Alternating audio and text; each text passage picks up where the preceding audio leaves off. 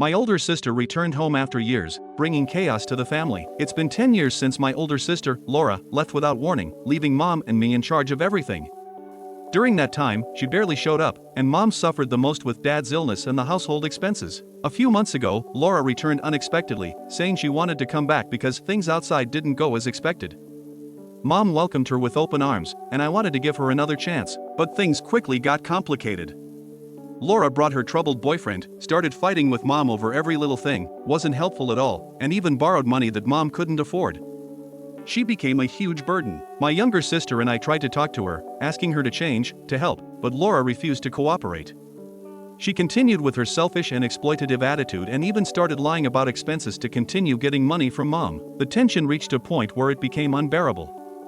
Mom was exhausted, almost without strength, and Laura still wouldn't lift a finger to help, in addition to demanding more money for expenses that no one understood. One night, after Laura came home late and drunk, she started yelling at Mom over something silly, that dinner wasn't ready, that the house was dirty, things we'd never discussed before. Mom, fed up, told her she couldn't go on like this, that if she didn't like it, she could leave. Laura exploded. She started insulting, saying she was the only one who had returned and that the rest of us were hypocrites. She reminded Mom of everything she had done wrong over the years, bringing up old grudges, even things that had nothing to do with the current situation. My younger sister and I stepped in to mediate, but Laura ignored us, yelling that we weren't her family and that no one understood what she was going through. At one point, she tried to take Mom's personal belongings, as if she had the right to. Mom stood up to her and told her nothing would leave without permission. That's when Laura threatened to report her for harassment and theft. It was the final straw. We called a lawyer that same night. The fight was brutal, with yelling, accusations, and tears, but it was the turning point.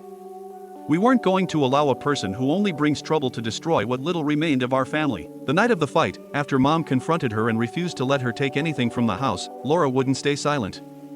Furious, she grabbed her cell phone and called the police, accusing Mom of harassment and theft for preventing her from taking some belongings. When the police arrived, tensions were at their highest.